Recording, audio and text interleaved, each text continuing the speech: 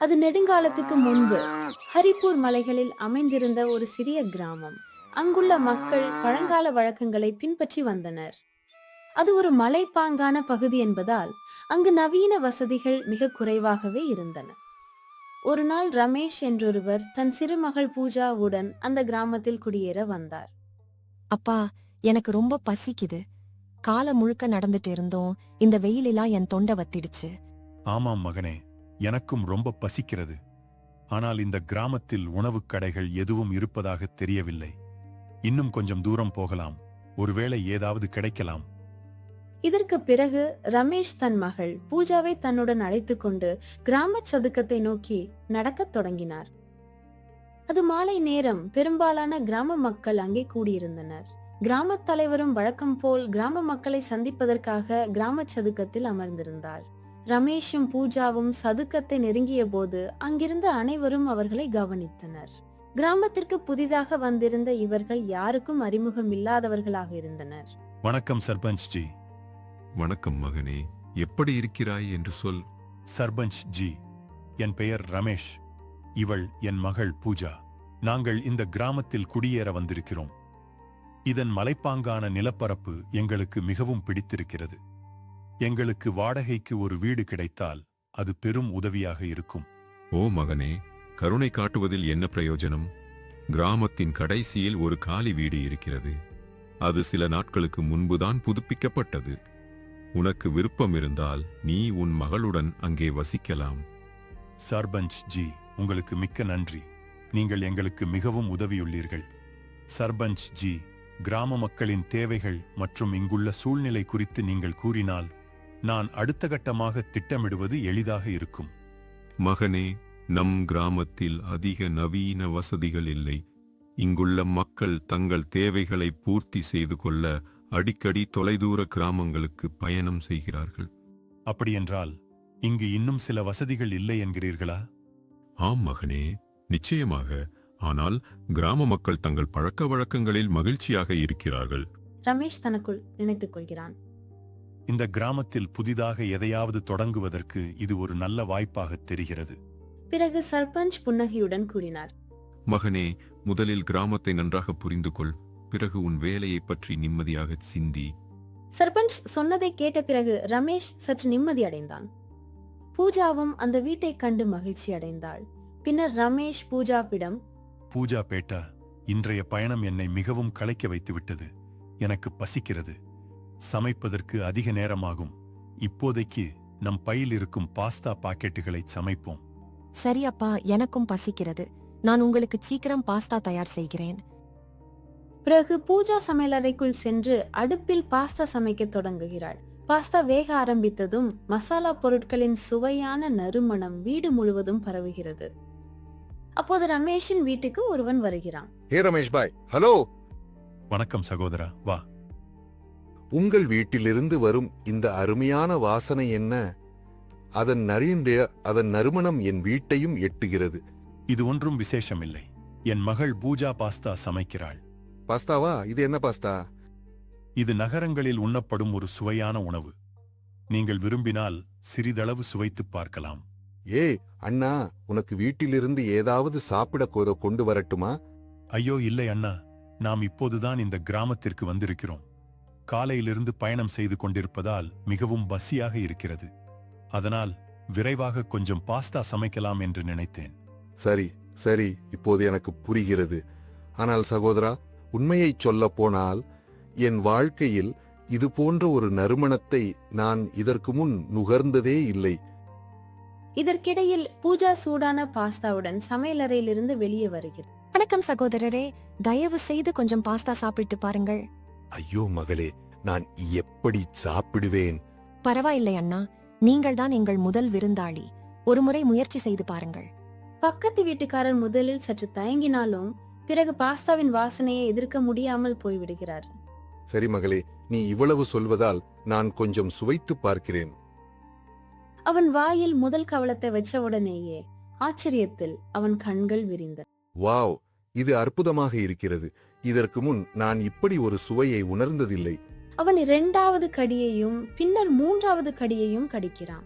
உண்மையை சொல்ல போனால் சகோதரா, அதன் மனம் எவ்வளவு சுவையாக இருக்கிறதோ அதை உண்பதும் அவ்வளவு சுவையாக இருக்கிறது. அவன் சொன்னதை கேட்டு ரமேஷும் பூஜாவும் மகிழ்ச்சி அடைந்தனர். அண்ணா, இந்த பொருளின் பெயர் என்னவென்று சொன்னீர்கள்? இதற்கு பாஸ்தா என்று பெயர். நகரங்களில் வசிப்பவர்கள் இதை மிகவும் விரும்புவார்கள். அட, நகரங்களில் இதற்கு இவ்வளவு பிரியம் என்றால் நம் கிராமத்திலும் நிச்சயம் பிடிக்கும். சரி, நிச்சயமாக. பாருங்கள், எங்கள் கிராமத்தில் பிரத்யேகமான உணவு கடைகள் எதுவும் இல்லை. கிராம மக்களுக்கு வித்தியாசமாகவும் சுவையாகவும் ஏதாவது கிடைத்தால் அவர்கள் அதை நிச்சயம் வாங்குவார்கள். ரமேஷ் சிறிது நேரம் யோசித்துவிட்டு சொல்கிறான். ஆனால் கிராம மக்களுக்கு அது பிடிக்கவில்லை என்றால் என்ன செய்வது? அது நடக்காது. இதை ஒருமுறை சுவைப்பவர் எவரும் நிச்சயமாக மீண்டும் சாப்பிட வருவார் என்று என்னால் முழு நம்பிக்கையுடன் கூற முடியும். மேலும் இதில் சிறந்த விஷயம் என்னவென்றால், எங்கள் கிராமத்தில் யாருக்குமே பாஸ்தா என்றொரு பெயர் தெரியாது. அப்பா, அண்ணா சொல்றது சரி என்று நினைக்கிறேன். நம்ம கண்டிப்பாக அதை முயற்சி செய்து பார்க்க வேண்டும். சரி, இன்னும் சில நாட்களில் ஒரு வண்டியை ஏற்பாடு செய்கிறேன். பிறகு கிராம மக்களுக்கு நமது பாஸ்தா பிடிக்கிறதா என்று பார்க்கலாம். உங்கள் பாஸ்தா இந்த கிராமம் முழுவதும் பிரசித்தி பெறும் என்பது எனக்கு உறுதியாக தெரியும். பிரகாஷ், இதில் அஸ்டாச்சும் மகளும் கிராமத்தில் ஒரு பாஸ்தா கடை அமைக்கலாமா வேண்டாமா என்று யோசிப்பாங்கள். அப்பா, நீங்கள் கிராமத்தில் ஒரு பாஸ்தா கடை அமைக்க வேண்டும் என்று நான் சொல்கிறேன். எப்படி இருந்தாலும் நாங்கள் கிராமத்திற்கு வரும்போது கிராமத்தில் ஒரு உணவு கடை கூட இல்லை என்பதை பார்த்தோம். பாஸ்தா என்பது உடனடியாக தயாரிக்கக்கூடிய ஒரு உணவுப் பொருள். மகனே, நானும் ஒரு தள்ளுவண்டி அமைக்க யோசித்துக் கொண்டிருக்கிறேன்.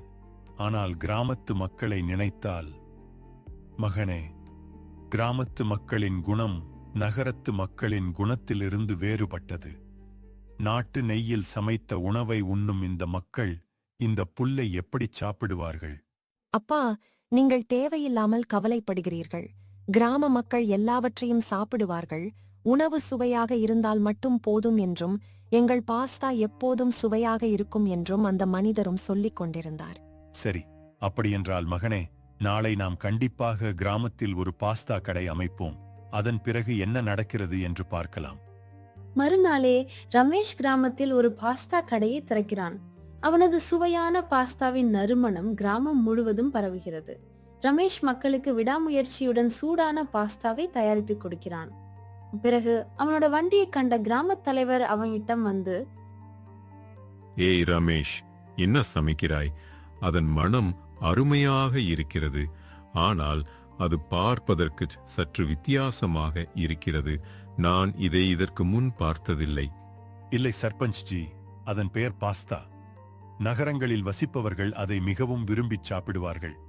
அதை தயாரிக்க அதிக நேரம் எடுக்காது, விரைவாகவும் தயாராகிவிடும். சாப்பிடுவதற்கும் அது மிகவும் சுவையாக இருக்கும்.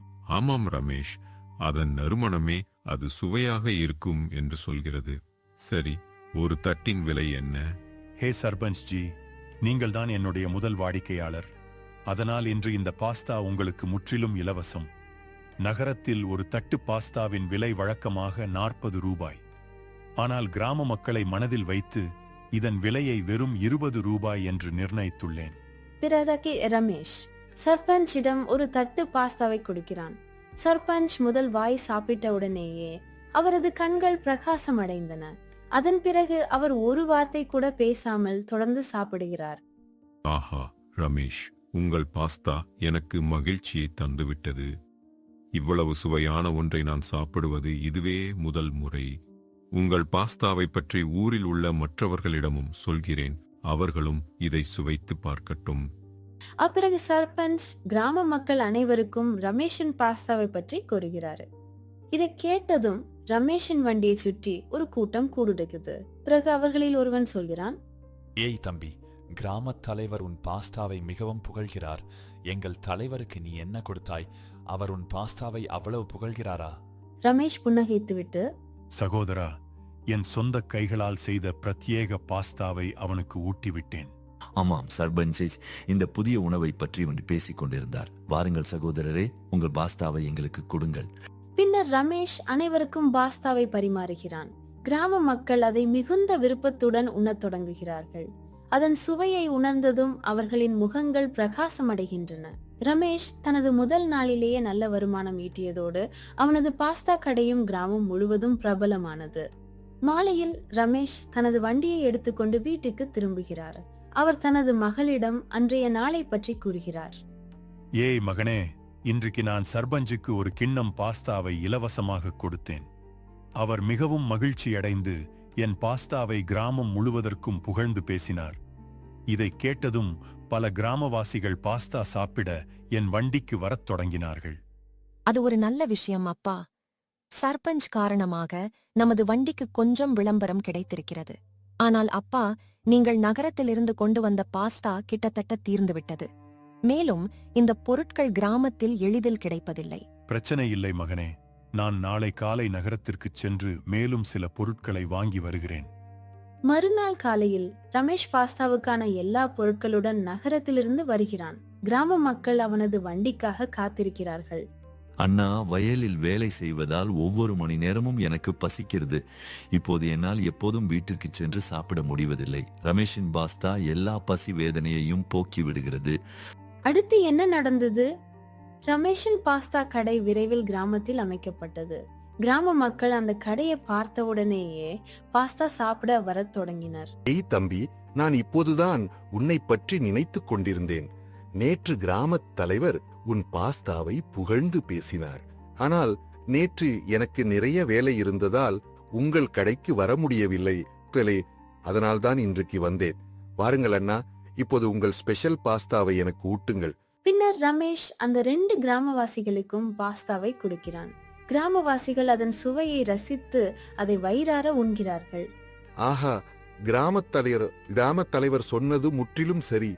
உங்கள் பாஸ்தா மிகவும் அற்புதமாக இருக்கிறது. அது அவ்வளவு சுவையாக இருந்ததால் என்னால் ஒரு தட்டு கூட சாப்பிட முடியவில்லை. எனக்கு இன்னொரு தட்டு பாஸ்தா கொடுங்கள். பிறகு ரமேஷ் அவனுக்கு இன்னொரு தட்டு பாஸ்தாவை கொடுக்கிறான். இப்போது கிராம மக்கள் ரமேஷின் பாஸ்தாவின் சுவையை ஏற்கனவே விரும்ப தொடங்கிவிட்டனர். அனைவரும் அவரது பாஸ்தாவை புகழ்ந்து அதை மிகுந்த விருப்பத்துடன் உண்கின்றனர். அவனது கடின உழைப்புக்கு பலன் கிடைக்கிறது. விரைவில் ரமேஷின் பாஸ்தா கடை கிராமம் முழுவதும் பிரபலமாகிறது. நண்பர்களே, அடுத்த காணொளி உங்கள் பெயர் மற்றும் உங்கள் நகரத்தை பற்றியதாக இருக்க வேண்டும் என நீங்கள் விரும்பினால் தயவு செய்து சப்ஸ்கிரைப் செய்து உங்கள் அருமையான பெயரை கமெண்டில் பதிவிடுங்கள். நன்றி.